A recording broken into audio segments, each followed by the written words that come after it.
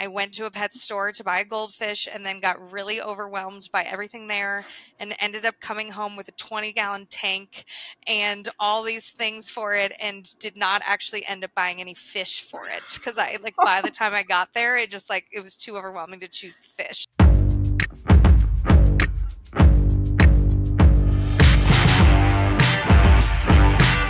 Hello and welcome everyone to this week's episode of the Framework Podcast. I'm one of your two hosts for the episode, Jamie, joined by Ana here again today. Ana, great to see you, my friend. Great to see you too, Jamie.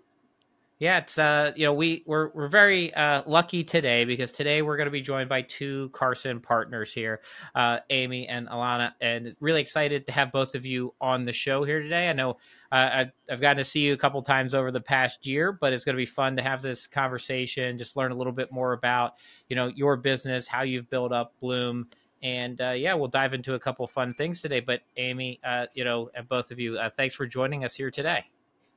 Happy to be here. Yeah, thanks so much for having us. Well, one of the things we typically kick off the show with, and we'll kind of bounce back and forth, and Amy, I'll have you go first. But can you tell us what your first money memory was? Yeah, my first memory of money was my dad had given me one of his old wallets, and I had saved all my dollar bills from birthday cards and Christmas and things like that. And when I was like 4 or 5, I had taken these 16 or 17 $1 bills, and I would take them out and count them, and then I would pile them, and then I'd put them back in, and I would kind of flip through them. So it gave me a nice feeling of a little bit of power. So I like that feeling as a 4-year-old. When you were counting them, did you ever think about how can I make more? I always remember when I saved money, I was like, I'm going to go sell some stuff or pick some apricots and sell them. I was hustling. Yeah.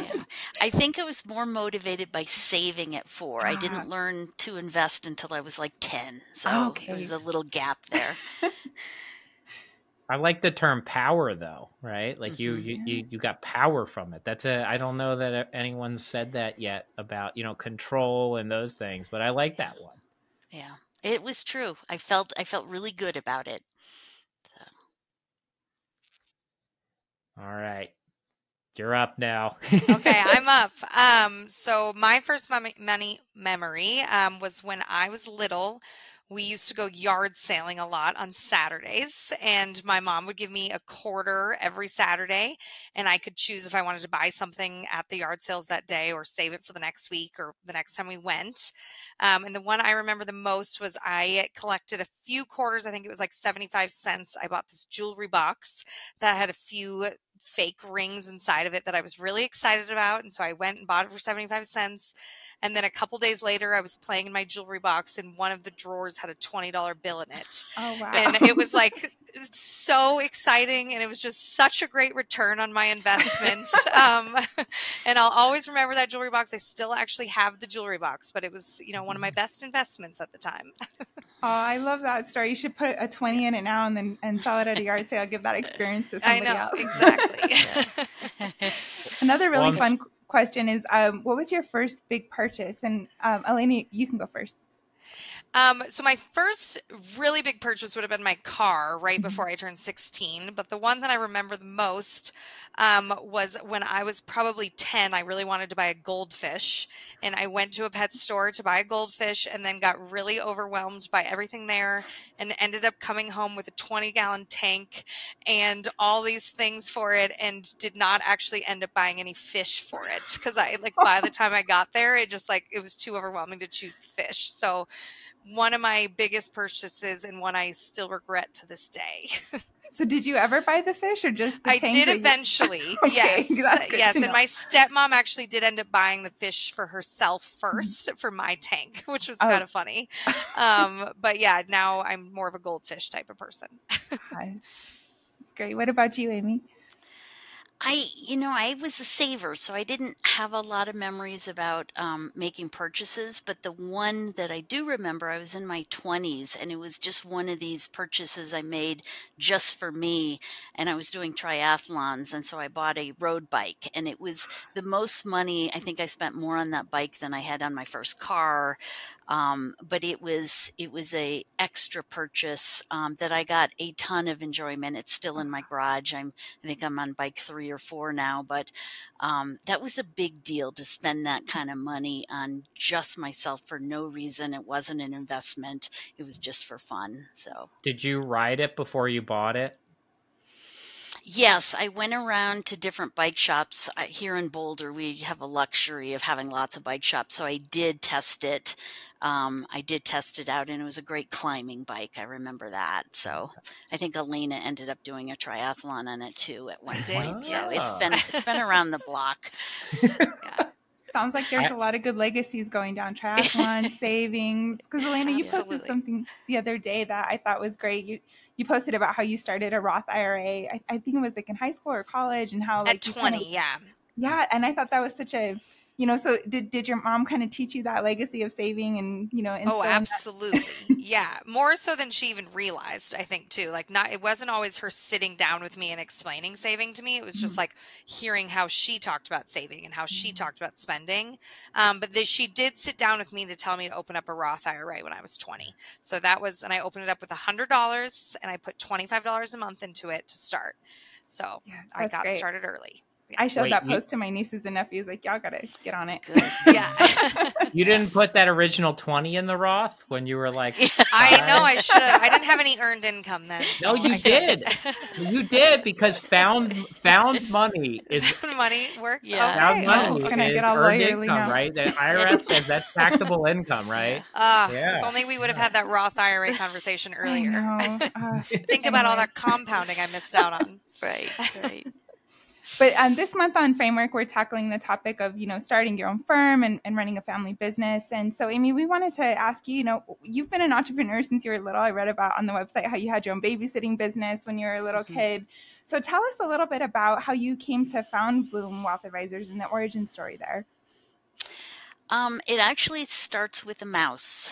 So I I was working good. as a bookkeeper and not really liking the job of bookkeeping, but I would go into companies and help computerize their bookkeeping systems. And so I liked the different companies. But one day I was feeling a little frustrated and a mouse ran across my office. And I'm like, that's it. I'm out of here. And I had been reading in the magazines about fee-only planning and the CFPs, and so I was like, in my head, I'm like, that's what I want to do. And so within a week, I had enrolled in the CFP program, and I'd met with the CFP to do an informational meeting. And I had a 3-year-old at the time. And so I had asked her, hey, can you do this? Can you be a financial advisor with young children? And she said, no, you can't. It's too hard. And she called me within days because somebody had quit and said, do you want to come in as my assistant? So I said, yes. And within a week, I was in the CFP program working for a financial advisor. She ended up leaving after 2 years, moved to California. And so I went solo then. And it was sort of, you don't know what you don't know. And so I started it, you know, in the right way. I did, you know, basically fee-only planning, and away we went. And that was 28 years ago. So it's grown quite a bit since then. But I knew I was in the right career path at that point. It's been a great ride. That's an interesting, statement that was made to you at first.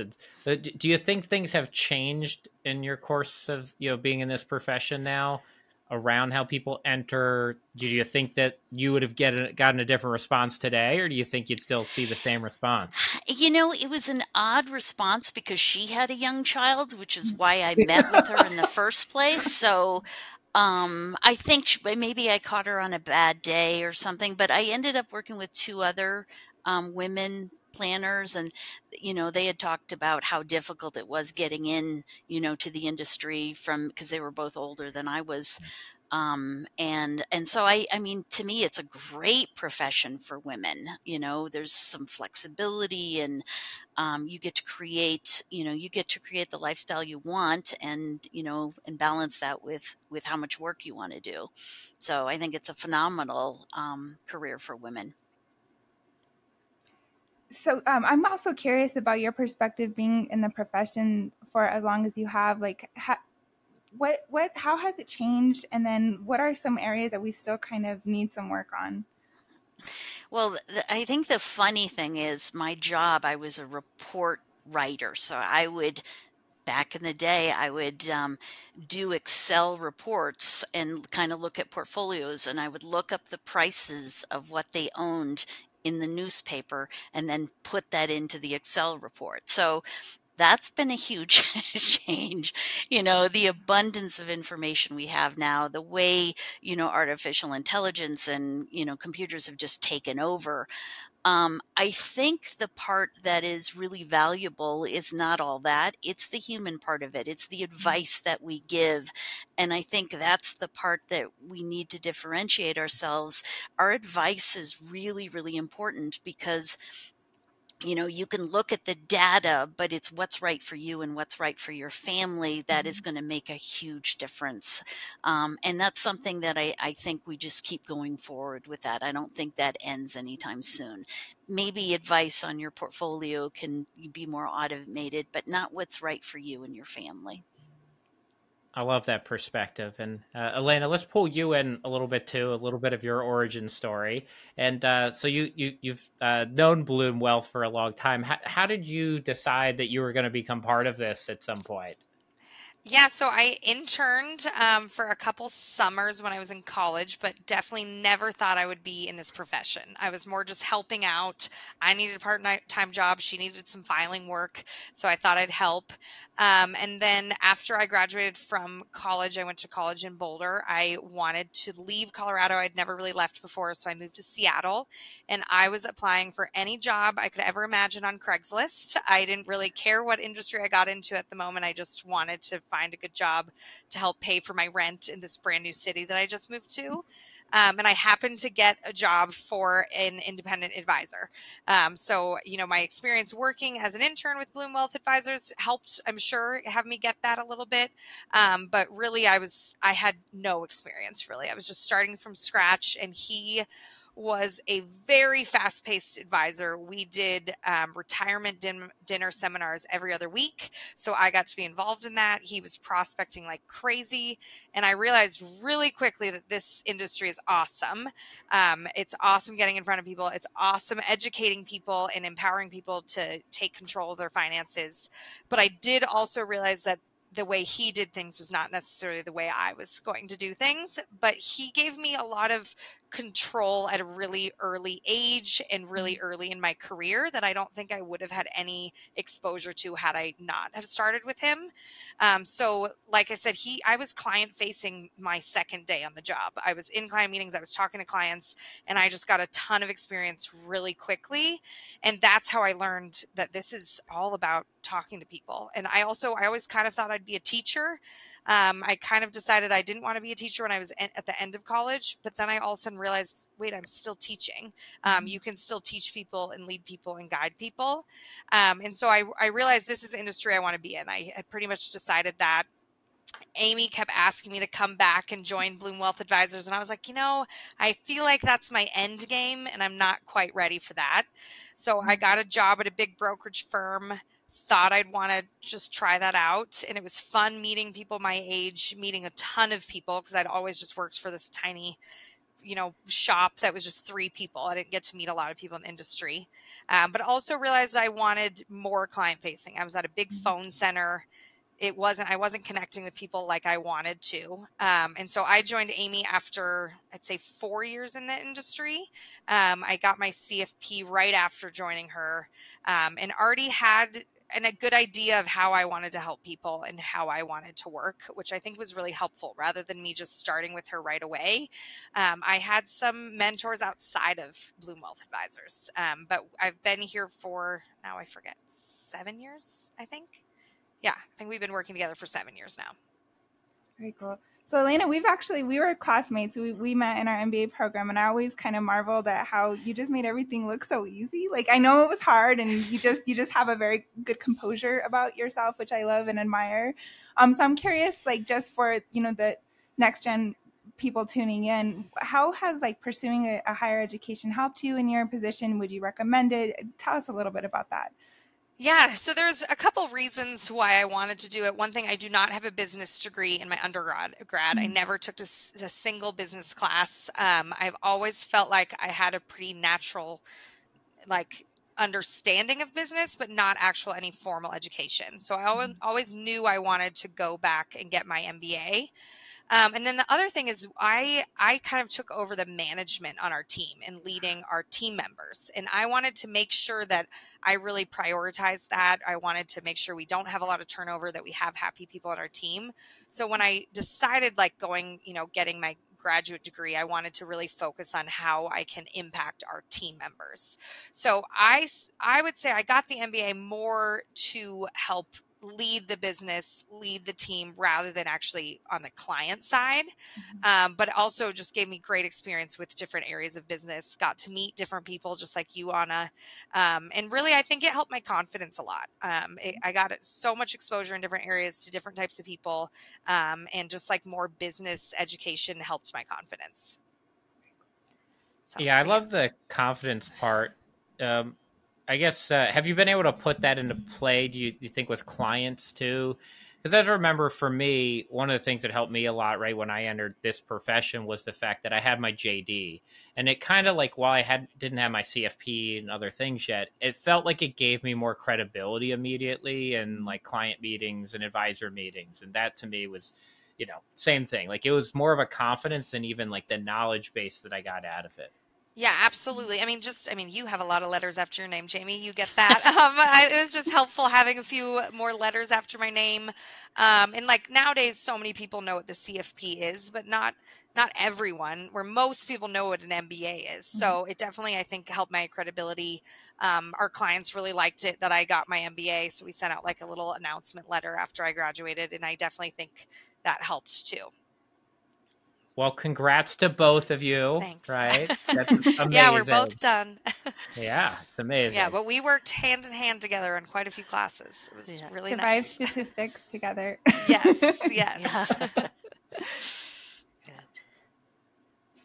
Amy, I guess talk to us a little bit about, kind of how you run your team, the team setup. And I'd love to hear a little bit more about that, working, just the dynamics that you have at play in your office.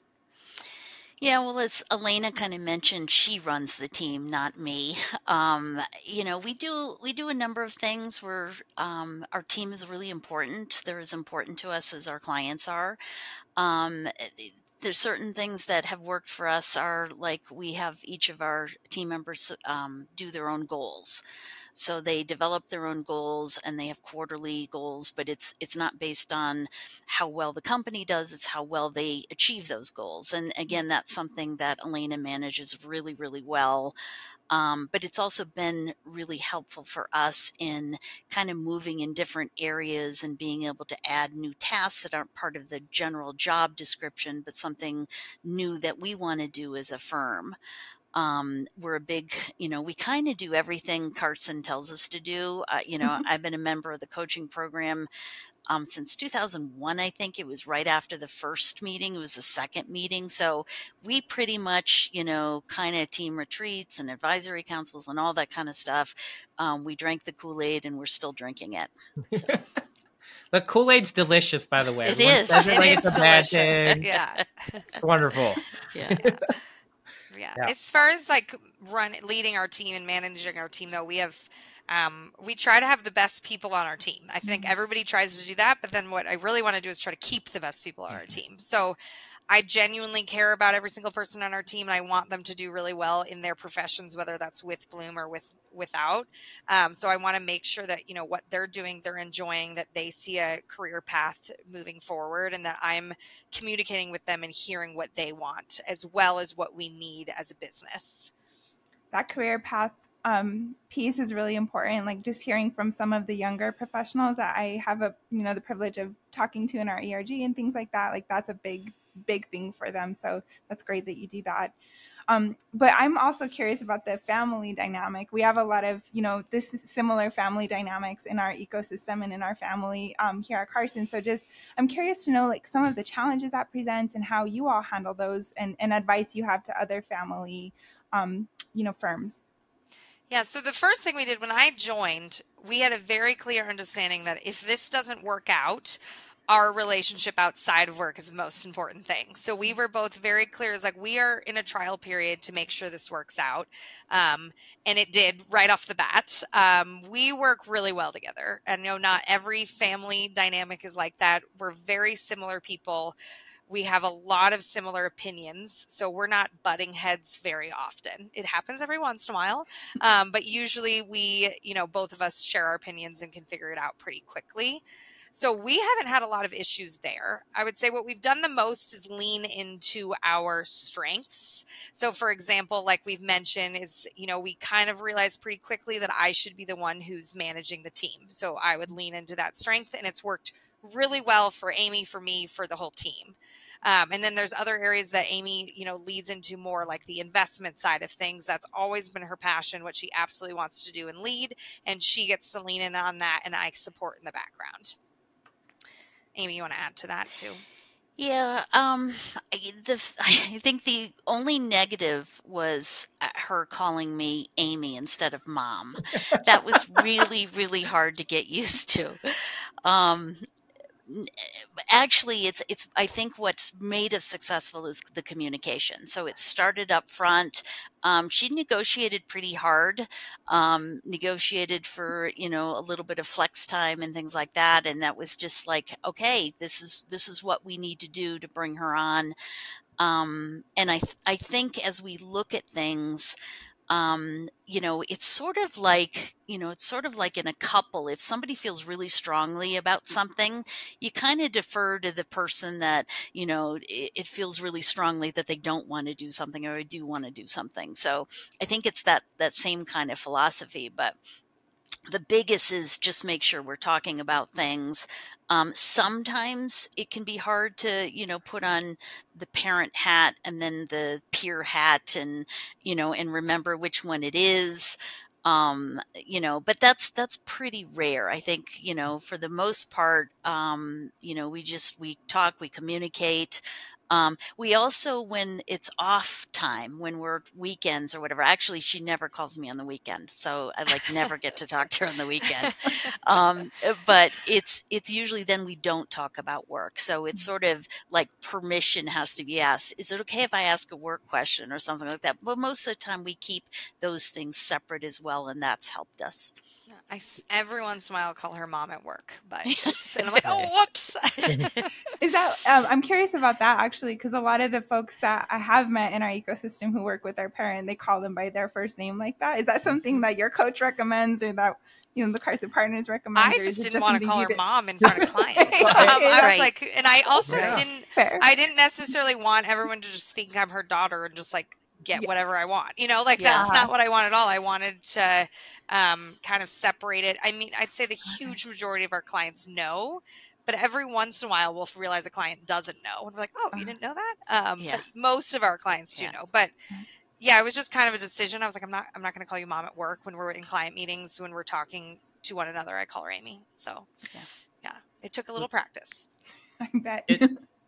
I mean, there's a whole bunch of interesting things there. I think one is it's probably a credibility thing. And I do think we have some coaches that have talked about that is like, you want to make sure your kids are credible in the business when you bring them in, right? So that they do earn things, that they're not just given things, because it impacts the team and clients. And, if every conversation was, well, my mom, then they go to Amy for everything and they won't go to you, right? Because they're like, oh, well, really, that's the parents' decision, and I'll go to the kids for it. So you need to establish that credibility. And then the other thing I just thought was really interesting though, is for the most part, kids call their parents mom and dad, but parents do not call their kids son and daughter. You would never Amy never to change anything. Daughter, come here. It was all me trying to figure it out. So right. Yeah. Well, It was important too that she did get experience elsewhere, and I think that was helpful for the clients as well. Is that no, she's not coming here from scratch. She's coming here with 4 years in the industry, and we did tout that. So yeah, I like that. So you mentioned, you've been part of coaching, Amy, for a long time. But what was the moment or push where you decided to go from a coaching member to joining Carson Partners about a year ago now? yeah, it was actually I'm not sure who did it. Probably Elena It did was it, me. but yeah, of course it was Elena. you. I actually know um, the story. yeah, we I don't know the story, so I'm excited to hear it Yeah, for the first we time. looked at our strategic initiatives over the past 5 years, and we looked at all of the things that we had team retreats on, that we had goal setting, that we had, and so, like one of the years we had 13 strategic initiatives. 95% of them would have been done if we had just been a Carson partner. So all of that work on marketing, on referrals, on all of that was just like check the box off. And so that, and we were in a team retreat. We put all of those up all over the wall on our sticky notepads, and we could just visually see of, wow, we spent a lot of energy in something that doesn't need to be spent. And that made the decision pretty easy. And we moved at that point. So Yeah. Yeah. And I'll add to that. So, what kind of, obviously, Carson Coaching has been a part of us for a long time. So, like, obviously, we knew about Carson Partners. Like, we knew it was possible.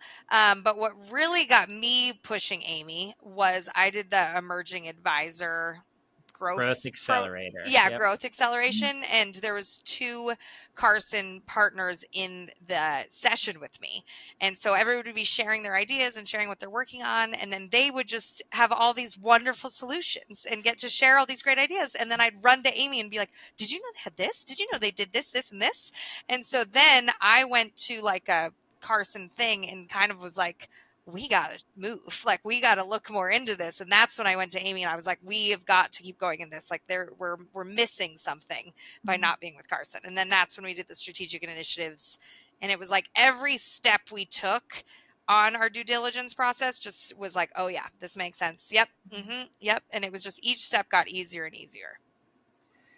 So I think a lot of times people will, make the leap into something like partnership or partnering with somebody else, whether it's us or somebody else, but don't really make the most of it. So I'm curious, if first year in, like, what are some ways and advice to other people making that jump, like to make the most of the relationship? Yeah, so that was my biggest fear, that we were going to do all this and then not take advantage of it. I still, every time we talk with our business consultant, I'm asking him, like, what am I missing? Like, what are we not doing? Every time we talk with marketing, I'm like, are we doing all the things we should be doing? So really just continuously asking questions, because part of it, like the transformation process is so overwhelming. You're getting thrown so much information, and some of it just went over my head and I wasn't necessarily ready to hear. So once afterwards all the accounts were moved over, I was like, okay, let's reevaluate all the things we heard about and learned about. So we're not even a year in yet, and it's like I'm still just asking questions and trying to learn. And then the biggest thing too has been like the Excel, the partner summit, is just asking other partners what they're doing and getting new ideas from them and learning what resources they're using. And we've been trying, at least, like we kind of said, the first year we are going to say yes to everything. Anything that, Carson offers, we want to make sure that we're taking advantage of, and that we're kind of trusting. We chose this partner. We went through all this due diligence to do this. So if they think this is the best thing for their partners, then we are going to agree with that. Drinking the Kool-Aid. Yeah, we have another partner firm in Colorado that we've been pretty friendly with, and they gave us the advice of they do everything Carson throws out there. So we're like, okay, we'll do that too. Truthfully, we are running a few different things side by side. We haven't quite moved over everything, so we'll run them side by side for a year until we can get everything moved. We kind of decided, with the transformation, let's focus on this, then let's move the wealth planning and things like that. So some things took a little bit longer. Yeah, transitions are hard, and since I moved over the top of Carson Wealth about a year, not even a year ago now, but what I have found though is, like, when people come in, they have like 3 different routes that they can take, and one is like steer into stuff. And I think Valorum, we are probably talking about that, right? Yeah. And right, like they've tried to steer into things, and they've been really good at it. You could just kind of hold on to stuff you used to do, which ultimately probably just makes life harder long term, right? Which is kind of what I've learned from watching people. Then the third one is like you try to ask for completely different things, and that seems like the worst path. And there are firms that have gone through that. Like, well, I don't want to, but it's like, then why did you go, kind of to Elena, your point? Like, if you go through all this due diligence and go somewhere, part of it is like, go there because of what they're bringing. And like we want that feedback, like Partner Summit and those things. All of our best ideas usually come from advisors, but it's, don't try to like go somewhere, then steer your ship a completely different way. And that's not just here. I mean, I actually know that's true at any partnership out there, right? Like you got to kind of buy into some of it, but then you can have your own kind of flavor to how you run your firm then, because that really is up to you. Yeah, absolutely. That's kind of what we said. Like this first year, we want to make sure that we're taking advantage of everything. And then if there's things we need to reevaluate later, we can. A couple episodes ago, I don't know if y'all caught it, but Jamie did a good episode on like the M&A landscape. And so that's like a big trend, and a lot of people is top of mind for them. So I'm curious about your process of how you evaluated, like what were the types of things you look for, and what's your advice to other advisors who are looking to partner with somebody to look for that were like, yeah, I'm going to do that, and that's why it is. Like, what are some of those things? Well, I think one of the benefits of Carson is having that M&A department and help and resources, and they've been there and done that, because at some point I will transition out, and Elena will be, will become the CEO. So I think that was a huge benefit of when we're ready, that's available. Rather than having to do it all on your own. So we were more independent before, and we would have been completely on our own. Now we have this whole back, this partner. So.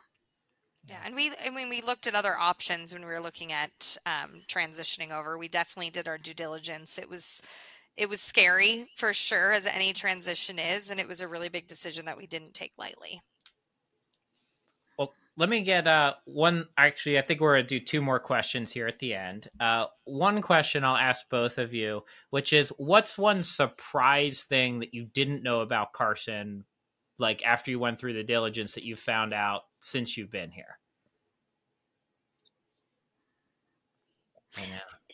So, I mean, there's been lots of things. One of them is that you do taxes. It's like, what? What? We have so many tax problems with CPAs retiring or deciding they can't take anybody on. So having that ability, not as a solution for everyone, but has that as a potential solution, and even if they're not going to do taxes, we've got this whole, department to show, and they'll help us through it. So, I mean, that's been really fun. Yeah, Mike is wonderful, and I'm gonna totally embarrass him. So he's got the cutest little kid, Ollie. So if you haven't seen a photo of him, and they went to I have a rental house down at the beach, and I think, we don't know for sure, but we think his kid flushed a nightlight down the toilet. So he's like, the toilet's clogged. So I went down there, and then fished it out, and a nightlight came out, and I sent Mike the photo, and he's like, I'm horrified. So now I've also done it live somewhere, but like, his kid is the cutest little kid ever. He's been over to our house for Halloween and stuff. And yeah, they're wonderful, like wonderful, wonderful people. And he's done a great job the last year, them moving tax forward a lot. And, I don't know if it'll be everybody one day, but, I'd like to see it where it's at least, reach a solution that could be for most clients at one point in time in the future. Yeah, and then for me, I think we moved over last September, so it hasn't even been a year yet. And the amount of new things that have came out since then has been a massive surprise. Like, we knew that you guys are always changing things, and Carson's, always getting the next best thing. But the amount of strategies that came on after we joined, the will and trust thing that just came out, just every meeting we have is like, that's new, that's new, that's new. And we were so blown away with all the options we had before we moved over in September. And there's just more and more options. And it just honestly kind of seems never ending. in the best that's way. That's about 9 months ago. So Ana, what do I always say about Carson? It's going to be a different company in a week. Yeah. It's like the weather in Colorado. Wait 5 minutes and it's going to change. Yeah. Although it does feel, Alana and I were talking about, it does feel like Seattle. Yes, these last 3 weeks, it's just been nonstop rain. So anyways, I'm enjoying that. And then too, another surprise about Carson's, we have 2 of the best podcasts around, right? Framework. Absolutely, yes. Yeah, I didn't know that. Absolutely. Yeah, we didn't know that before. That was just laid out for us. Yeah. Love it. Well, we so enjoy talking to both of you. We want to be mindful of your time. We know you're very busy. So if our listeners want to connect with you, find you, where's the best place for them to do that? So I'm on Instagram. My Instagram is @wealthinbloom. So feel free to connect with me there. And then our website is bloomwealthadvisors.com, and you can email us directly from there or reach out to us from there. All right. Well, Alana, Amy, and Ana, thank you so much, everyone, for joining. And yeah, you guys could have done this in person, the 3 of you, and I could have just, yeah. I was like, they're pulling all the Wi-Fi from Denver, and I'm out here in Philadelphia. But thank you so much for being part of Carson. Thanks for talking to us here today and everything you're doing. I love your stories and, your energy that you bring and to care for your clients. So thank you for all of that. And thank you everyone else for listening to this week's episode of the Framework Podcast. Make sure you subscribe so you never miss an episode.